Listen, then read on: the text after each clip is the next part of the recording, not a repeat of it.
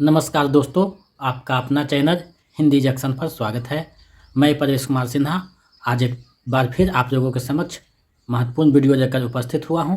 अगर आप नए हैं तो चैनल को सब्सक्राइब कर दें, बेल आइकन को दबा दें ताकि मेरे आने वाला वीडियो का नोटिफिकेशन आपको मिलता रहे। और दोस्तों में इसे ज़्यादा से ज़्यादा शेयर करें ताकि प्रत्येक लोग इसका लाभ उठा सकें। दोस्तों, बिहार शिक्षक भर्ती यानी बीपीएससी शिक्षक भर्ती जो आने वाली है 2.0, उसी से संबंधित ये वीडियो है। अगर आप टीजीटी पीजीटी 6 से लेकर 12 तक हिंदी के किसी भी वर्ग का तैयारी कर रहे हैं तो ये वीडियो आपके लिए महत्वपूर्ण है, क्योंकि बिहार एससीईआरटी बुक को इसमें अध्ययन किया गया है। किसरे भाग 3 वर्ग 8 का जो बुक है उसी के बारे में, उसी से संबंधित ये वीडियो है। तो ये वीडियो को अंत तक देखिएगा ताकि आपका एग्जाम में जो प्रश्न पूछा जाए उसका आप लोग सही से जवाब दे सकें। ये जो है वीडियो 6 to 8 का ज़्यादातर फायदेमंद है, क्योंकि उसके सिलेबस में ये जगह हुआ है। तो आप लोग इसको अंत तक देखिएगा। चलिए बिना देर करते हुए वीडियो को देखते हैं। दोस्तों, जैसा कि आप देख पा रहे हैं, किसरे भाग 3 यानी वर्ग 8, इसमें जो है हम लोग किसरे जो बिहार टेक्स्ट बुक यानी बिहार बोर्ड में जो बुक लगाया हुआ है वर्ग 8 में किसरे भाग 3 हिंदी का सहायक पुस्तक है, उसी को हम लोग देखने वाले हैं। अभी तक जितना मेरा क्लास हुआ है, जितना होगा सारे का पीडीएफ पाना चाहते हैं तो 249 रुपये का रजिस्ट्रेशन करवा दें ताकि आपको ससमय वीडियो और पीडीएफ उपलब्ध हो सके। तो आप लोग अगर पीडीएफ पाना चाहते हैं तो 249 रुपये का रजिस्ट्रेशन करवा दें। चलिए हम लोग देखते हैं वर्ग 8 के हिंदी सहायक बुक को। तो इसका पहला अध्याय है तू जिंदा है तो। पहला अध्याय है तू जिंदा है तो, ये कविता है। तो हम लोग इसी को देखने वाले हैं। इस कविता के रचनाकार शंकर सायरेंद्र हैं। तो दरअसल पहली पंक्ति और अंतिम पंक्ति महत्वपूर्ण होता है, तो उसी को मैंने यहाँ रखा है। और अगर पूरा कविता पढ़ना चाहते हैं तो तू जिंदा है तो डालिएगा यूट्यूब पे या फिर गूगल पे, तो आपका ये पूरा कविता आ जाएगा, आप वहाँ से पढ़ सकते हैं। तो हम लोग चलिए देखते हैं। परीक्षा के दृष्टि से हम लोग इसको पढ़ रहे हैं, तो जहाँ से महत्वपूर्ण प्रश्न बनने की संभावना है उसी को मैंने इसमें समाहित किया है, क्योंकि हम लोगों के पास समय बहुत कम है तो कम समय में ज़्यादा करना है, उसी के उद्देश्य से मैंने इसे बनाया है। तो आप लोग वीडियो के अंत तक देखिएगा। तू जिंदा है तो जिंदगी की जीत में यकीन कर, अगर कहीं है स्वर्ग तो उतार रा जमीन पर। पहली जो है पंक्ति है। अंतिम पंक्ति बुरी है आग पेट की, बुरे हैं दिल के दाग ये, ना दब सकेंगे एक दिन बनेंगे इनकलाब ये, गिरेंगे जुर्म के महर बनेंगे फिर नवीन घर, अगर कहीं है स्वर्ग तो उतार रा जमीन पर, तू जिंदा है तो जिंदगी की जीत पर यकीन कर। ये जो कविता है उत्साहवर्धक कविता है। एक सच्चे अर्थों में वीरों के अंदर जो है उत्साह भरने का काम करता है, तो उसी पे ये कविता लिखा गया है। इसके रचनाकार जो हैं सायरेंद्र जी हैं, शंकर सायरेंद्र। उससे संबंधित जो महत्वपूर्ण बिंदु है उसको हम लोग देख लेते हैं। शंकर सायरेंद्र का जन्म 1923 ईस्वी में तथा मृत्यु 1966 ईस्वी में हुआ था। ये जो प्रिय गीतकार थे, सिनेमा एवं प्रगतिशील आंदोलन से जुड़े थे। प्रमुख रचना है कर हमारा है, हर रोज जुर्म के टक्कर में, तू रहे आकाश को ही देखते। ये इनकी जो है प्रमुख गीत है। तो ये जो है प्रमुख गीतकार थे। तो ये जो कविता है गीत शैली में लिखा गया है, इसे गीत की तरह गाया जा सकता है। तो आप लोग इसको अच्छे से अध्ययन कर लीजिएगा, क्योंकि पंक्ति भी पूछा जा सकता है। गूगल पे इस कविता का शीर्षक डालकर आप लोग अध्ययन कर सकते हैं, अन्यथा यहीं से काम चल सकता है। दूसरा अध्याय है ईदगाह कहानी है, जो मुंशी प्रेमचंद की रचना है। तो इसकी जो है समरी हमको देख लेते हैं, क्योंकि ये महत्वपूर्ण कहानी है, तो इसको हम लोग देखते हैं। ईदगाह हमीद नामक एक 4 वर्षीय अनाथ बच्चे की कहानी है जो अपनी दादी अमीना के साथ रहता है। कहानी का नायक हामिद ने हाल ही में अपने माता पिता को खो दिया है, परंतु उसकी दादी उसे बताती है कि उसके पिता पैसा कमाने के लिए चले गए हैं। उसकी माँ उसके लिए सुंदर उपहार लाने के लिए अल्लाह के पास गई है। हामिद आशावान लड़का है, उसके पैर में जूते तक नहीं हैं। आज ईद का दिन है, सारी प्रकृति सुखदाई और मनोहर है। हामिद के महमूद, मोहनिस, नूरे, सम्मी जो है दोस्त हैं। सब बच्चे अपने पिता के साथ ईदगाह जाने वाले हैं। अमीना डर रही है कि अकेले हामिद को कैसे भेजे। हामिद के धीरज बंधाने पर वह हामिद को भेजने पर राजी होती है। जाते वक्त हामिद को 3 पैसे देती है। सब 3 कोस दूर की दूरी पर स्थित ईदगाह पर इधर जाते हैं। वहाँ नमाज के समाप्त होते ही सब बच्चे अपने मनपसंद खिलौने और मिठाइयाँ खरीद कर खुश होते हैं। हामिद तो खिलौनों को ललचाई आंखों से देखता है पर चुप रहता है। आगे देखता है कि लोहे की दुकान में अनेक चीज़ों के साथ चिमटे भी रखे हुए हैं। चिमटे को देखकर हामिद को ख्याल आता है कि दादी अमीना के पास चिमटे नहीं हैं, इसलिए तवे पर रोटियां पकाते वक्त उसके हाथ जल जाते हैं। चिमटा ले जाकर दादी को देगा तो वह बहुत प्रसन्न होगी और उसकी उंगलियां भी नहीं जलेगी। ऐसा सोचकर दुकानदार को 3 पैसे देकर वह चिमटा खरीदता है। सब लोग जो हैं सभी उनके दोस्त हैं जो मजाक उड़ाते हैं, पर हामिद उसका परवाह नहीं करता है। हामिद अपने चिमटे को रुस्तम हिंद नाम देता है। जब हामिद घर लौटकर दादी को चिमटा देता है तो दादी पहले नाराज होती है, पर हामिद के स्नेह भरी बातें सुन अमीना का गुस्सा प्यार में बदल जाता है। हामिद के त्याग और विवेक गुण से उनका मन गदगद हो जाता है और अनेक दुआएं देती हुई खुशी की आंसू जो है बहाने लगते हैं। यह कहानी जो है बाल मनोविज्ञान पर आधारित है। यहाँ देखिए, इस कहानी में एक चीज़ का चर्चा हुआ है कि आप जब कोई भी काम कीजिएगा तो 4 तरह के लोग जो है आपके साथ होते हैं। पहले तो आपका मजाक उड़ाएंगे, फिर आपको जो है आलोचना करेंगे आपकी। तीसरा स्टेज है कि आप जब आगे बढ़ रहे हैं, कोई अच्छे काम कर रहे हैं, तो आपको पीछे खींचने में वो पूरी कोशिश लगाएंगे। और जब तीनों से काम नहीं चलता है, जब आप आगे निकल जाते हैं, तो वे आपके साथ होकर आपके प्रशंसक बन जाते हैं और आपकी बखान करने लगते हैं। ये 4 रूप जो है मानव का आप समाज में देख सकते हैं। तो इसके रचनाकार मुंशी प्रेमचंद हैं। मुंशी प्रेमचंद के बारे में हिंदी साहित्य में विस्तृत से जो है चर्चा किया जा चुका है, कहानी वाले सेक्शन में भी और उपन्यास वाले सेक्शन में भी। तो वहाँ से आप इनके जो है विविध रचना संसार और जीवन को देख सकते हैं। तीसरा जो अध्याय है वो कर्मवीर है। कर्मवीर कविता है। देख कर बाधा विविध बहुविघ्न घबराते नहीं, रह भरोसे भाग के दुख भोग पछताते नहीं। काम कितना ही कठिन हो किंतु उकताते नहीं, भीड़ में चंचल बने जो वीर दिखलाते नहीं। हो गए एक आन में उनके बुरे दिन भी भरे, सब जगह सब कार्य में वही मेरे फुरे फरे। ये जो है पहली मुखड़ा है। और अंतिम जो है, सब तरह से आज जितने देश हैं फुरे फरे, बुद्धि विद्या धन वैभव के है जहाँ डेरे डरे। वे बनाने से उन्हीं के बन गए इतने भरे, वे सभी हैं हाथ से ऐसे सपूतों के परे। रोग जब ऐसे समय पाकर जन्म लेंगे कभी, देश की और जाति की होगी भराई भी तभी। ये जो अंतिम पंक्ति है और पहली पंक्ति जो होती है, पहला बंद और अंतिम जो बंद है वो बहुत महत्वपूर्ण होता है, इसलिए मैंने इसको यहाँ समाहित किया है। हम लोग जो है एग्ज़ाम की दृष्टि से पढ़ रहे हैं, तो एग्ज़ाम में जो पूछे जाने की संभावना है उसी को मैंने यहाँ समाहित किया है। कर्मवीर कविता के रचनाकार जो है अयोध्या सिंह उपाध्याय हरिऔध है। इसके बारे में आप लोग हिंदी साहित्य में पढ़ चुके हैं। हरिऔध जी का जन्म जो है 1865 ईस्वी में, मृत्यु 1947 ईस्वी में होता है। इनकी प्रसिद्ध रचना जो प्रिय प्रवास है, खरी बोरी का प्रथम महाकाव्य माना जाता है। प्रमुख रचना है रस का रस, वैदेही वनवास, ठेठ हिंदी का ठाठ, अधखेरा फूल। तो ये परीक्षा में पूछे जा सकते हैं, तो इसको आप लोग ध्यान से देख सकते हैं। चौथा जो अध्याय है उसमें बाल गोविंद भगत रेखा चित्र जो है उसको समाहित किया गया है। इस रेखा चित्र के रचनाकार जो है रामवृक्ष बेनीपुरी जी हैं। यह रेखा चित्र धर्म के इस मर्म का उद्घाटन करता है कि धर्म पालन आडम्बरों या अनुष्ठानों के निर्वहन में नहीं, बल्कि आचरण की पवित्रता और शुद्धता में है।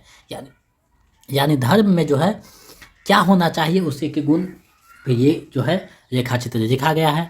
नायक बाल गोविंद भगत गृहस्थ है। उनकी वेशभूषा भी साधुओं जैसा नहीं है, लेकिन उनका दिनचर्या जो है निर्णय मनुष्यता की सच्ची और सही परिभाषा रचने में सहायक है, यानी मानवता का पालन करता है। सबसे बड़ा धर्म जो है मानवता का धर्म है, आपको ये पता होना चाहिए, क्योंकि जहाँ भी कहीं धर्म है तो वहाँ मानवता की बात की गई है। अगर कोई कहता है कि मेरे धर्म में मानवता नहीं तो वो धर्म नहीं है। रेखा चित्र के रचनाकार जो है रामवृक्ष बेनीपुरी जी हैं। रामवृक्ष बेनीपुरी का जन्म 1899 ईस्वी में बिहार के मुजफ्फरपुर में तथा मृत्यु 1968 ईस्वी में हुआ था। प्रमुख रेखा चित्र है माटी की मूर्तें, गेहूं और गुलाब, राज तारा। तो ये जो है प्रमुख रचनाएं हैं, इसको आप लोग ध्यान में रखिएगा। 5वां अध्याय जो है हुंडरू जलप्रपात है। हुंडरू का जलप्रपात आदिवासी संस्कृति की विशिष्टता को उभारने वाला यात्रा वृत्तांत है।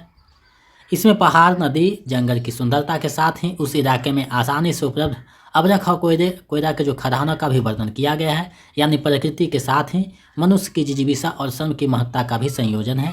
यह बहुलवादी संस्कृति के प्रति विश्वास प्रकट करता है।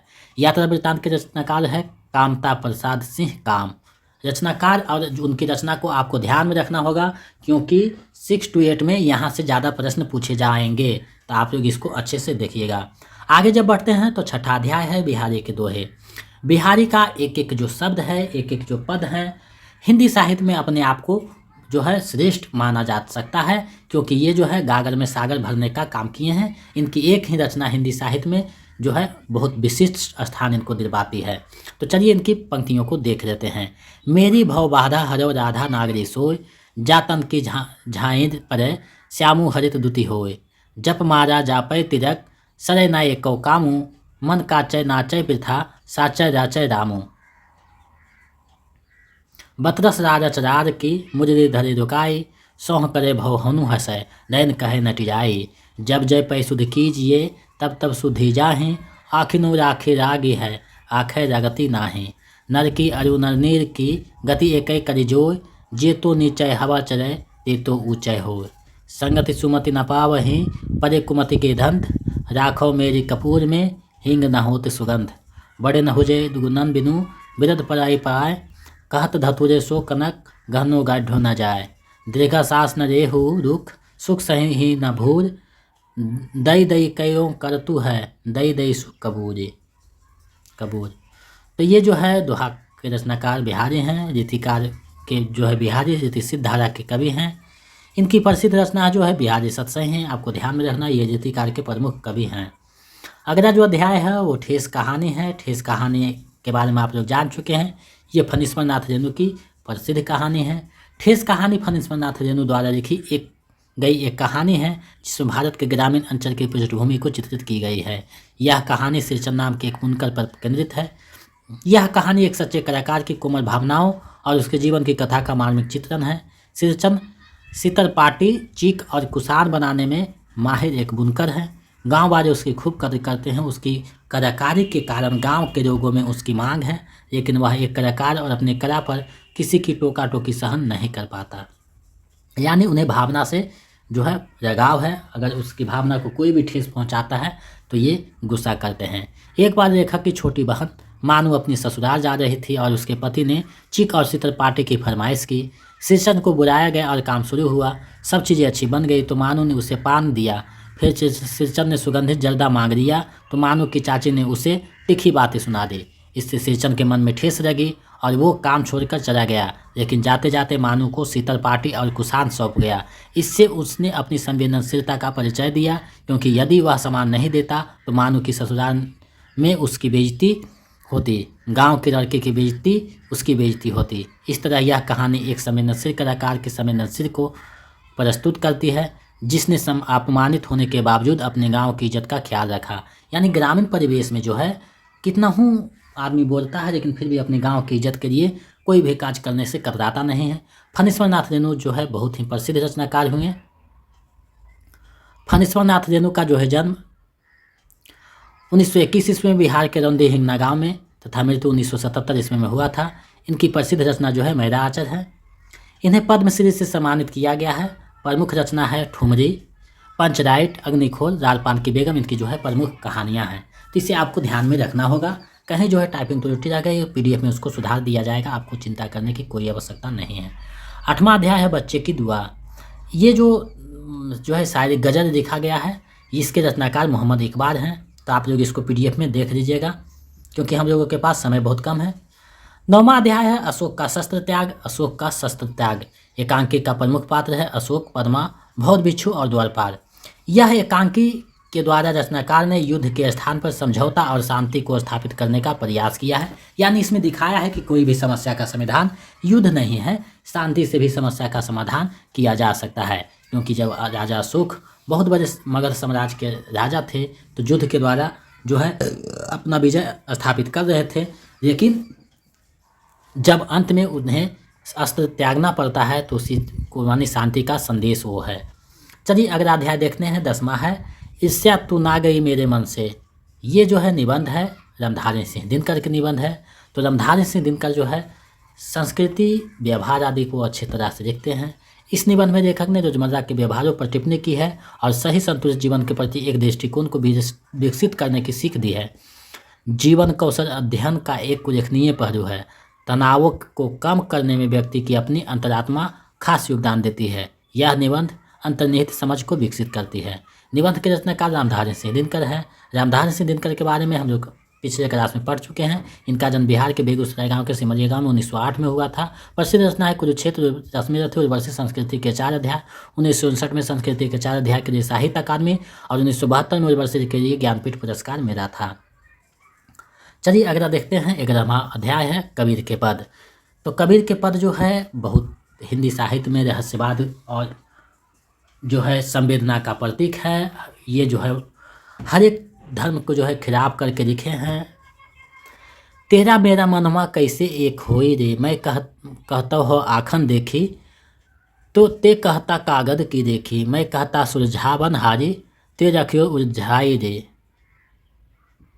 मैं कहता हूँ जगत रहियो, तू रहता है सोई रे, मैं कहता निर्मोही रहियो, तू जाता है मोही रे, जुगन जुगन समझावत हारा, कहे न मानत कोई रे, सतगुरु धारा निर्मल बह, बामय काया धोई रे, कहते कबीर सुनो भाई साधो, तब ही वैसा होई रे। यानी ये जो है जो प्रत्यक्ष देखते हैं उसको महत्व देते हैं और इस जगत के लोगों पर प्रहार करते हैं कि हम जो है ये होना चाहिए, लेकिन उसके विपरीत लोग करते हैं। तो ये जो है प्रहार किया गया है समाज पे। अगला जो उनका बंद है, मोको कहाँ ढूंढो बंदे मैं तो तेरे पास में, ना मैं देवर ना मैं मस्जिद ना काबे कैलाश में, ना तो कौनो क्रियाक्रम में ना ही जोग बैराग में, खोजियो तो तुरंत ही मेरे हों पल भर की ताराश में, कहे कबीर सुनो भाई साधो सब सांसों की सांस में।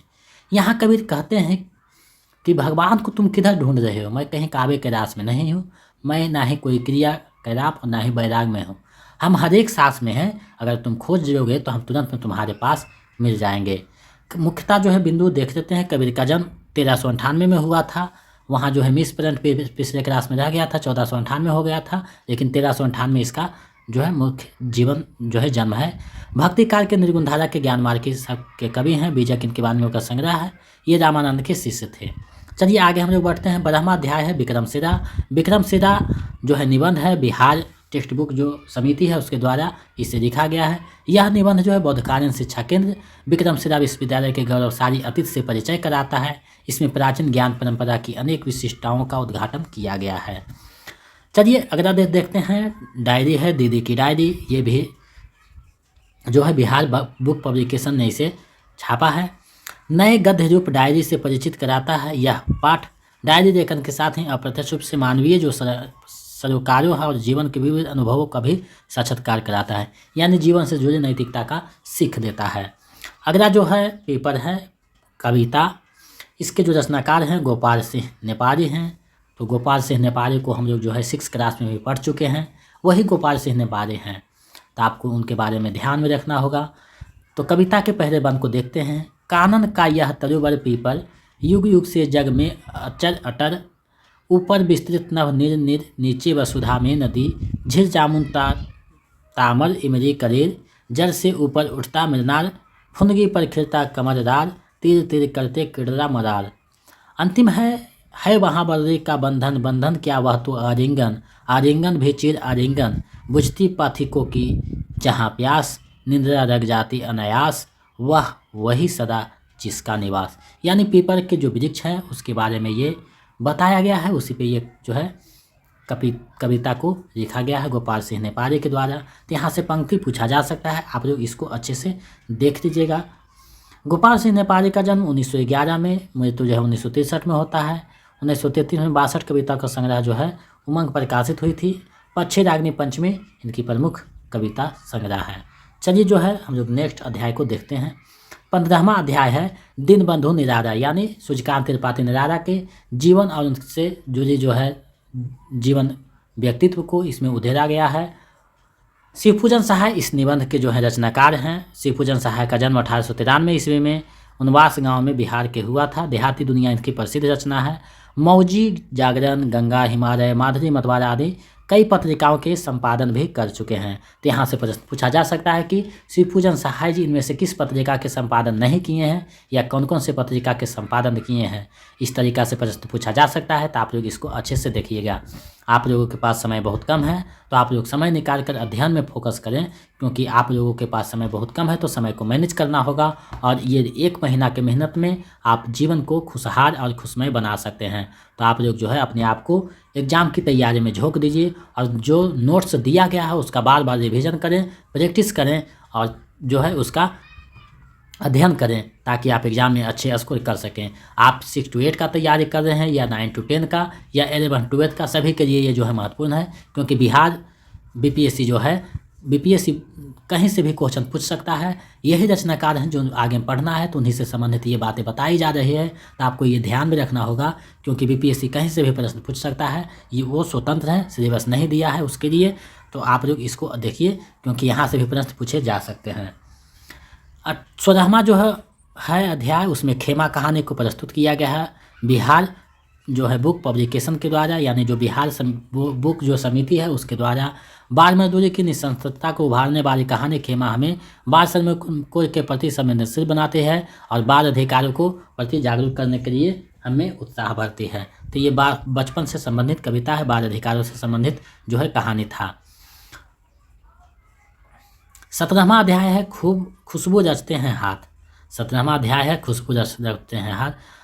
कई गरियों के बीच कई नारों के पार, कूड़े करकट के ढेरों के बाद, बदबू से फटते जाते से टोरे जाति के टोरे से अंदर से खुशबू रचते हैं हाथ। ये जो है पहली बंद है। अंतिम बंद है दुनिया की सारी गंदगी के बीच, दुनिया की सारी खुशबू रचते हैं हाथ। यानी जो कूड़े करकट उठाने वाले होते हैं, उसी मजदूर को केंद्र में बनाकर ये जो है कविता लिखा गया है। उसका जो है रूप को दर्शाया गया है कि वो जो है कूड़े करकट के ढेर को उठाता है, फटे पुराने कपड़े पहने हुआ बदबू जो रहता है, बदबूदार कचरे को उठाकर ये जो है हाथ खुशबू और जो है चमन की तरह खिला देता है। यानी ये हाथ जो है खुशबू रचते हैं। अर्जुन कंवर की ये प्रसिद्ध कविता है, आपको ध्यान में रखना होगा। चलिए जो है अगला अध्याय जो है हौसले की उड़ान, यानी बिहार की जो बेटियों की असाधारण विशेषता थी उसी को इस निबंध में दिखाया गया है। यानी बिहार की बेटियां के ऊपर जो विवादिता का प्रहार था उसको तोड़कर कैसे वो आगे बढ़ रही है, ये निबंध में उसी को केंद्र बनाकर लिखा गया है। तो ये जो है बिहार जो बुक समिति है उसी ने इस निबंध को संग्रहित किया है। 19वां अध्याय है जननायक कर्पूरी ठाकुर, यानी बिहार के जो मुख्यमंत्री हुए जननायक कर्पूरी ठाकुर, उसी को केंद्र में बनाकर ये जो है जीवनी लिखा गया है। उसी पे ये जिंदगी उनके राजनीतिक जीवन और संघर्षों को यहाँ दिखाया गया है, मानवीय मूल्यों का इसके द्वारा पता चलता है। हम लोग आगे बढ़ते हैं। 20वां जो अध्याय है झांसी की रानी है, यानी झांसी की रानी कविता जो है सुभद्रा कुमारी चौहान को उसी पे ये लिखा गया है।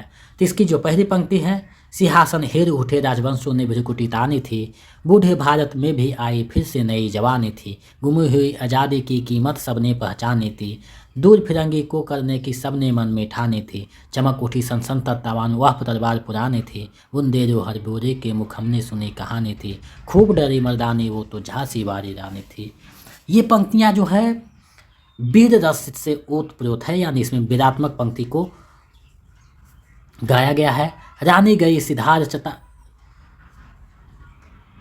चिता अब उसकी दिव्य सवारी थी, मेरा तेज से तेज की वह सच्ची अधिकारी थी, अभी उम्र कुल 23 की थी, मनुज नहीं अवतारी थी, हमको जीवित करने आई बन स्वतंत्रता नारी थी, दिखा गई पथ सिखा गई हमको जो सिखानी थी, बुंदे जो हर भूरे के मुख हमने सुनी कहानी थी, खूब डरी मर्दानी वो तो झांसी वाली रानी थी।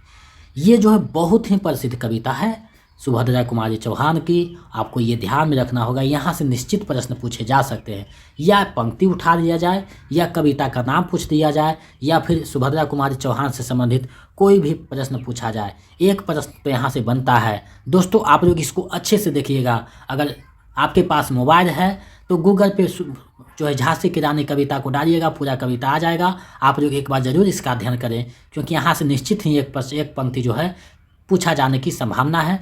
तो आप लोग इसको अच्छे से देखिएगा। सुभद्रा कुमारी चौहान का जन्म 1904 ईस्वी में, मृत्यु 1948 ईस्वी में हुआ था। बिखरे मोती इनकी पहली कहानी संग्रह है। अन्य प्रमुख रचना है मुकुर। तो ये आपको ध्यान में रखना होगा। सुभद्रा कुमारी चौहान जो है प्रसिद्ध कविता जो है झांसी की रानी है। 21वां अध्याय है चिकित्सा का चक्कर। ये जो है बेढम बनारसी का हास्य व्यंग रचना है। बेढम बनारसी ने इसमें व्यंग ढंग से जो है चिकित्सा पद्धतियों के विरोधाभासों को सफलतापूर्वक उभारा है।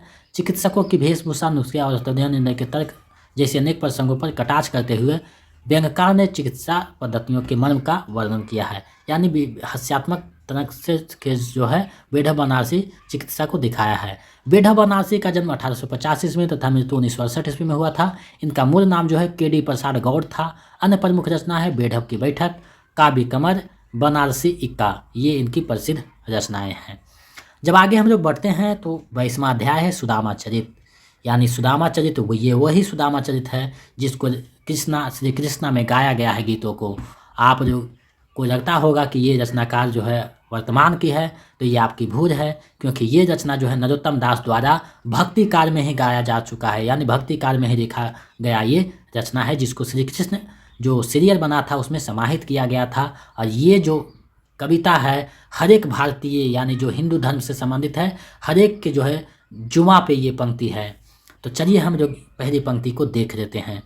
शीशे पगाना सगान तन पे, शीशे पगाना झगा तन पे, यहाँ टाइपिंग मिस्टेक हुआ है थोड़ा सा, झगा तन पे मैं प्रभु जाने को आही बस के हिग्रामा, धोती फटी सी रटी दुपटी अरु पायो पहनन की नहीं सामा, द्वारे खरो ध्वज दिलबर देखी रहियो चक्की सो वसुधा अभिरामा, पूछत दीन दयारो को धामू बताबते आपनो नाम सुदामा, पूछत दीन दयारो को धामू बताबते आपनो नाम सुदामा। ये जो पंक्ति है नरोत्तम दास के द्वारा लिखा जा चुका है, जो भक्ति काल के कवि थे। नरोत्तम दास की जो प्रसिद्ध रचना है सुदामा चरित है, ध्रुव चरित है। इसकी जो अंतिम पंक्ति है, धन्य जन जदुवंश मणि दीनन पे अनुकूल, धन्य सुदामा सहित हितिया कहीं बरसहि सुर फूल, ये जो है अंतिम पंक्ति है। तो पहली पंक्ति ज़्यादा पूछने की संभावना है, तो आपको ये ध्यान में रखना होगा, ये जो है नरोत्तम दास की पंक्ति है। चलिए इस वीडियो का जो है अंतिम अध्याय को देख लेते हैं। राह भटकते हिरन के बच्चे, यानी जो राह भटक जाते हैं हिरन के बच्चे, उसी को केंद्र में बनाकर देखा गया है। ये जो है वियतनाम के रचनाकार यानी प्रवासी साहित्य है। डॉक्टर नी फुल फॉर्म जो है पता नहीं क्या है, देख लीजिएगा आप लोग। वियतनाम की रचना है जिसको राजेंद्र प्रसाद मिश्र ने अनुवाद किया है। जाड़े की रात पहाड़ पर रो रहा है एक हिरन, खेत में मंदमस्त भटक गया है वह राह। यानी जब माँ के साथ हिरन के बच्चे निकले थे तो खेत में जो है भटक गया था और रात को जो है रो रहा है। सो जा सुबह तक सूरज उगेगा, उसकी सुनहरी किरणें छुआएगी जंगल के पत्तों को, मिल जाएगी तुझे तेरी माँ, रो मत नन्हे हिरन। यानी नन्हे हिरन को किरण जो है केंद्र में रखकर कवि ने यहाँ जो है उसकी मार्मिकता का वर्णन किया है। यानी माँ और जो उसके पुत्र है उसके जो है प्यार को, ममता को दिखाया गया है। जब कोई भी बच्चा भटक जाता है माँ से तो कैसा जो है प्रतीत होता है, वही क्षण को जो है कवि केंद्रित करके वियतनाम से लिखे हैं और इसका जो है अनुवाद राजेंद्र प्रसाद मिश्र करते हैं। तो ये महत्वपूर्ण जो टॉपिक था मैंने आप लोगों के समक्ष प्रस्तुत किया। अब इससे संबंधित जो MCQ बनेंगे उसको हम लोग देख लेते हैं। आप लोग जो है नोट्स दिया जा रहा है PDF, उसका जो है रिवीजन करें ताकि आप लोग एग्ज़ाम में अच्छे कर सकें, क्योंकि समय बहुत कम है। दिसंबर में एग्ज़ाम हो जाने की संभावना है, तो आप लोग तैयारी में लगे रहें, क्योंकि आपकी सफलता ही हमारी सफलता है। तो हम आपसे निवेदन करते हैं कि समय निकाल कर समस्या को साइड में रखकर जो है पढ़ाई में अपना मन लगाइए, क्योंकि 1 नंबर से अगर रिजल्ट किसी का चूक जाता है तो ज़िंदगी भर अफसोस होता है। तो मैं नहीं चाहता कि 1 नंबर 2 नंबर से किसी का रिजल्ट रुके। आप अच्छे से मेहनत करें और सफलता को जो है अचीवमेंट करें, हासिल करें। तो पहला पंक्ति है, बतरस राजस रार की मुजरे धैर्य रुकाए, सौह करे बहु हनु हसे दैन कहे नटी जाए। उपयुक्त पंक्ति किसकी है आपको बतानी है, ये पंक्तियाँ किसकी है। ऊपर पढ़ाया जा चुका है, आप लोग सही जवाब दे पा रहे हैं। ये जो पंक्तियाँ हैं बिहारी की है, विकल्प ख सही हो जाएगा। चलिए दूसरा प्रश्न हम लोग देखते हैं। दूसरा प्रश्न है, माटी के मूर्ति के रचनाकार कौन है। माटी के मूर्ति जो रचना है उसके रचनाकार कौन है आपको बताना है। विकल्प आपके सामने हैं, तो इसका आप लोग सही जवाब दीजिए, इसके रचनाकार कौन है। तो इसका जो सही आंसर है विकल्प ग हो जाएगा, रामवृक्ष पुरी जी हैं। चलिए अगले प्रश्न को देखते हैं। तीसरा प्रश्न है, रामधारी सिंह दिनकर को किस कृति के लिए साहित्य अकादमी पुरस्कार मिला। साहित्य अकादमी पुरस्कार रामधारी सिंह दिनकर को किस कृति के लिए मिला है आपको बताना है। विकल्प आपके सामने है। इस बार जो है नेगेटिव मार्क नहीं रहेगा। जो मन में संशय है कि नेगेटिव रहेगा तो उसको भूल जाइए, नेगेटिव नहीं रहेगा और 4 ही विकल्प रहेंगे, आपको अभी से ही अभ्यास करना है। तो इसका जो सही आंसर है विकल्प का हो जाएगा। संस्कृति के 4 अध्याय के लिए इन्हें साहित्य अकादमी पुरस्कार मिला था। चलिए अगला प्रश्न को देखते हैं। चौथा प्रश्न है, नरोत्तम दास की किस कार्य के कवि माने जाते हैं। नरोत्तम दास जो है किस कार्य के कवि माने जाते हैं आपको बताना है। विकल्प आपके सामने है। तो इसका जो सही आंसर है विकल्प ख हो जाएगा। भक्तिकार के कवि माने जाते हैं। चलिए नेक्स्ट प्रश्न देखते हैं। 5वां प्रश्न है, पड़ती जब पावस की फुहार, बजते जब पंछी के सितार, बहने लगती सीतर बयार। उपयुक्त पंक्ति किसकी है आपको बताना है। ये पंक्तियाँ किसकी है। ये जो है आपकी पुस्तक किसने भाग 3 से दिया गया है। तो ये पंक्ति के रचनाकार कौन है आपको बताना है। विकल्प आपके सामने है। तो इसका जो सही आंसर है विकल्प घ हो जाएगा। गोपाल सिंह नेपाली की ये पंक्ति है। चलिए नेक्स्ट प्रश्न देखते हैं। 6ठा जो प्रश्न है, शिवपूजन सहाय की प्रसिद्ध पुस्तक देहाती दुनिया का प्रकाशन कब हुआ आपको बताना है। देहाती दुनिया जो उनकी प्रसिद्ध रचना है शिवपूजन सहाय जी की, तो उसका कब प्रकाशन जो है कब हुआ था। विकल्प आपके सामने है, सही विकल्प ढूंढना है। तो इसका जो सही आंसर है विकल्प ख हो जाएगा। 1926 में प्रकाशित हुई थी। चलिए नेक्स्ट प्रश्न को देखते हैं। 7वां प्रश्न है, निम्नलिखित में से किस रचनाकार का संबंध बिहार से नहीं है। किस रचनाकार का संबंध बिहार से नहीं है आपको बताना है। विकल्प आपके सामने है। तो इसका जो सही आंसर है विकल्प ग हो जाएगा। सुभद्रा कुमारी चौहान बिहार के रचनाकार नहीं हैं। इनका जन्म आगरा में हुआ था, यूपी में। चलिए नेक्स्ट प्रश्न देखते हैं। 8वां प्रश्न है, बेढब बनारसी किस लिए प्रसिद्ध हैं। बेढब बनारसी जो है किस लिए प्रसिद्ध हैं आपको बतानी है। विकल्प आपके सामने है। तो आप लोग जानते हैं ये व्यंग्यकार हैं, यानी ख हो जाएगा सही, व्यंग्य के रूप में प्रसिद्ध हैं। चलिए नेक्स्ट प्रश्न देखते हैं। 9वां प्रश्न है, खड़ी बोली का प्रथम महाकाव्य किसे माना गया है। खड़ी बोली का प्रथम महाकाव्य किसे माना गया है आपको बतानी है। विकल्प आपके सामने है। तो ऊपर पढ़ाया जा चुका है, इसका आप लोग सही जवाब दे पा रहे हैं। विकल्प ग सही हो जाएगा। प्रिय प्रवास जो है खड़ी बोली का प्रथम महाकाव्य है। चलिए इस वीडियो का अंतिम और 10वां प्रश्न देख लेते हैं। 10वां प्रश्न है, अमीना और हामिद किस कहानी का पात्र है। अमीना और हामिद किस कहानी का पात्र है आपको बताना है। विकल्प आपके सामने है। इसका जो है सही आंसर हो जाएगा विकल्प का, ईदगाह के कहानी के पात्र हैं। तो ये जो महत्वपूर्ण MCQ और टॉपिक था आज आप लोगों के समक्ष मैंने प्रस्तुत किया। तो किसरे 6, 7, 8 तीनों क्लास का जो है पुस्तक ख़त्म कर दिया गया है। तो आप लोगों के पास अगर पुस्तक है तो 1-2 बार देख लीजिएगा, अन्यथा PDF आप लोगों को कल या परसों तक जो है मिल जाएगा। और पुस्तक है तो पुस्तक अच्छे से डिटेल में देख सकते हैं, ताकि आपको कहीं से कोई दिक्कत ना हो। और आप लोग जो है लगातार जो है पढ़ाई में पे बने रखिए। समय बहुत कम है, तो आप लोग पढ़ाई से जुड़े रहें और अपने आप को पढ़ाई में लगा दें, क्योंकि एग्ज़ाम नज़दीक है। दूसरी बात है कि अगर आप लोग PDF पाना चाहते हैं, जो नहीं दिए हैं, तो 249 रुपये का रजिस्ट्रेशन करवा दें। मेरे नंबर 72 61 81 53 07 पे जो है आपको फ़ोन पे कर देना है 249 रुपया, या गूगल पे कर सकते हैं या पेटीएम कर सकते हैं। और जो पेमेंट कीजिएगा उसका स्क्रीनशॉट देकर जो है हमें व्हाट्सएप कर दीजिएगा इसी नंबर पे, ताकि हम आपको आपके नंबर पे PDF भेजने में सक्षम हो सकूं। आप जो पेमेंट नहीं किए हैं वो जल्दी से पेमेंट करके PDF प्राप्त कर सकते हैं, क्योंकि बहुत क्लास हो चुका है, हिंदी साहित्य ख़त्म हो चुका है। तो आप लोग जल्दी से रजिस्ट्रेशन करवा दें जो बाकी हैं सो, और PDF को प्राप्त कर लें, ताकि आप एग्ज़ाम में अच्छे स्कोर कर सकें। तो जो नहीं दिए हैं वो जल्दी से रजिस्ट्रेशन करवा दें और PDF प्राप्त कर लें। अगर आप मेरे चैनल पर नए हैं तो सब्सक्राइब कर दीजिए चैनल को और शेयर कर दीजिए, ताकि हमें एक उत्साह और मोटिवेशन मिलता रहे। तो मिलते हैं एक नए वीडियो में। बहुत बहुत धन्यवाद। ऐसे ही सहयोग बनाए रखें।